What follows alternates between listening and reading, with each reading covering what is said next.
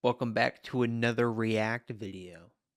Today we got Critical Drinker. Since you guys seemed to like the first one, we got a second one, and it's the newest one. It came out 8 hours ago. We're gonna get into it. It's about Starfleet Academy. Uh-oh. Heard that show wasn't doing too good. I think it's fair to say that finding the positives in Starfleet Academy is a bit like opening a daycare centre in a strip club. Yeah, I guess it could be done in theory, but man, there's a whole lot of obstacles in the way. After all, we're witnessing the final death throes of a 60-year-old franchise that's survived a decade of cancellation, the end of the Cold War, and the visual and intellectual diarrhea of the J.J. Abrams movies. It's like watching your favourite long-retired boxer lumbering back into the ring for one more fight, punch-drunk and overweight and a shadow of his former self, getting completely pummeled and humiliated by an opponent half his age. But leave it to that bastion of hard-hitting journalism, the Mary Sue, to cheer everyone up. Wait, do they still exist? Wow. Whatever. Let us examine this fair and completely unbiased article, shall we? Those dude bros mad at Starfleet Academy aren't actual Star Trek fans. You dude bros, are you kidding me? I'm not that big of a Star Trek fan, but at least I know what the hell Star Trek is. Like, this shit is not Star Trek. When you had damn Professor X, goddamn Charles Xavier, Picard, I don't fucking know what I'm talking about. You sure about that? You sure about that? You see, dear viewer, Starfleet Academy isn't actually an insult to Star Trek, storytelling, cinematography, character development, or even basic human dignity, and that's why the internet's been dogging on it since its release, in much the same way that Disney Star Wars is just as good as anything George Lucas ever managed to produce. Oh no, it's actually a... I want to do probably the next video about something about the Star Wars and Kathleen Kennedy, because I have a lot of thoughts on that. Small minority of toxic dude bros like myself and Gary who just can't accept the greatness of this show. Time and time again, we're confronted with fans of something who continue to miss the lessons within the media they're consuming. We've seen it with Star Wars, our superhero stories, and it's become an increasing problem with Star Trek fans. Oh dear, it's such a drag being media literate, isn't it? More recently, men like the Critical Drinker and Nerdrotic, known for hating anything that seems to be left-leaning, have been dogging on Paramount Plus's slate of Star Trek shows. The issue with these right-wing figureheads talking about Trek is that they miss one important detail about Star Trek. It was never for them. Oh, really? Yeah, then pray tell, who exactly was it for? Because I've spent most of my life watching and enjoying Star Trek, progressive messaging and all. I grew up with it, in fact, and I've spent dozens, if not hundreds. Yeah, this is one. What is this? New Generation or something? I don't know. I don't know Star Trek like that. But this is what I watched. Some of. Like half of. Of hours online talking about my love for the movies, the Next Generation, the original series. Next Generation, not New Generation. Fuck.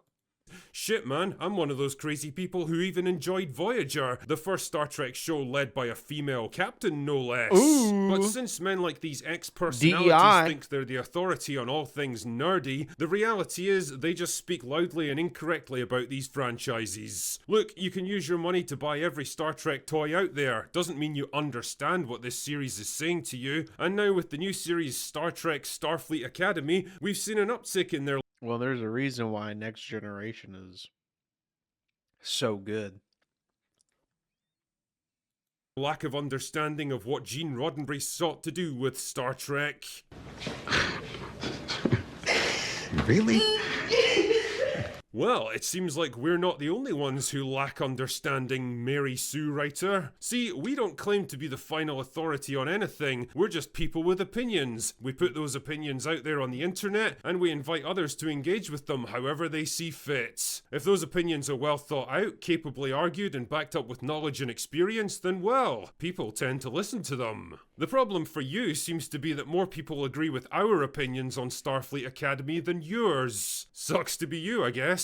But that being the case, maybe it's time you asked yourselves, why? In the great marketplace of ideas that is the internet, why are people rushing to consume ours while yours gather dust in a bargain bin? Is it perhaps because you're not being entirely honest about this show's merits, and you're trying to dismiss any and all criticism of it with the tired old argument of, this was never made for you? The reality is that Star Trek was made for everyone, no matter their background or political persuasion. It was the very definition of inclusive because it presented its audience with ideas that they were invited to consider instead of propaganda that they were commanded to accept. Whether it was questions of ethics and morality, the value of the individual versus the needs of the collective, whether we have the right to interfere in other societies even if we believe we can do good, the nature of justice, power and responsibility, even what it means to be human. All of these ideas and countless more could be found in Star Trek, and what made the franchise so accessible and timeless is that they were often presented with balance and care to show different perspectives. Well, yeah, why would I tell you why they were good when Critical Drinker can say it the best way? To show both sides of an issue and trusting the audience to form their own opinions instead of just pushing one particular point of view to the exclusion of all else. It was never a Exactly, and he says it right. It's that one singular point of view. It's always the sexualization of it. It's you got to stay ahead of the sexuals is all I'm going to say on that. You can't be a homo, you got to be ahead of the sexuals. That's all I'm going to say. About moral judgment or sneering lectures, but instead intellectual curiosity. Something everyone that I know that watched Star Trek, is ahead of the sexuals. We're shockingly lacking these days. Star Trek, until fairly recently, was a show of ideas. It was a franchise created by serious and mature people, exploring serious and mature concepts, usually led by a cast of serious and mature characters. In short, it was aspirational. It was about the best of humanity pitting themselves against the wild, surreal, and often terrifying challenges the universe had to offer. And you know what? It was fucking awesome. Starfleet Academy. Yeah, you got that right. More imagination back then than now. What the hell? Academy, on the other hand, is none of those things. At best, it's a trite and melodramatic teen soap opera with all the angst and relationship gripes and overwrought emotions that come with it, cartoonishly over-the-top villains, and a cast of characters that I wouldn't trust to run a Starbucks, never mind command a starship and explore the galaxy. Dialogue that's the writing equivalent of verbal diarrhea, written by aging millennials acting like Gen Z, trying so desperately hard to be funny and edgy and cool that it's like watching your granddad trying to hang out in a Call of Duty lobby. Star Trek for the TikTok generation. It is, dude. All these stories are just cringe. The acting is just, it's mid, but it's just no storytelling. There's nothing going on. There's a lot of talking, but not a lot going on. For an audience of low attention spans, low IQ, and low interest. It's a show about idiots, made by idiots for idiots. It's not aspirational in any way, shape, or form because it doesn't represent the best of what humanity could be in the future. It's lazy. It's just lazy is what it is. It represents the worst of what it is right now. Shallow, vapid, loud, meaningless and disposable, obsessed with identity and feelings. A show about nothing, that possesses no ideas and provides no Isn't she autistic in the show?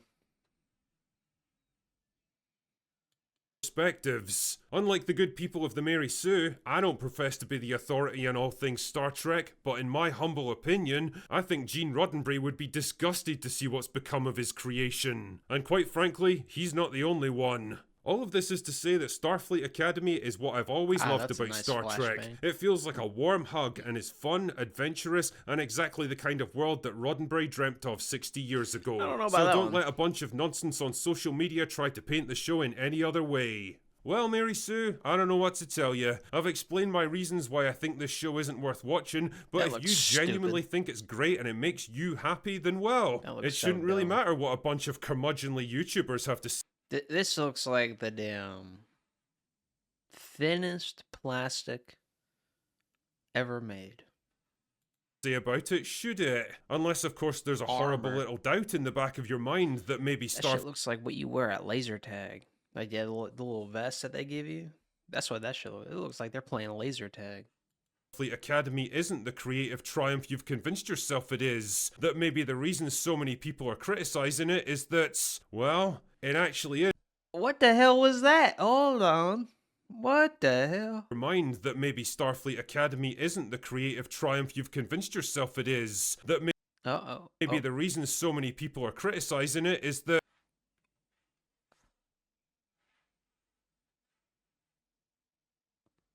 Is this something that I'd have to watch the show to know why this guy is wearing the suit?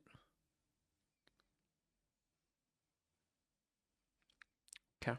It's, well, it actually is just a bit shit. I'll let you decide. Anyway, that's all I've got for today. Go away now. Go away now. All right.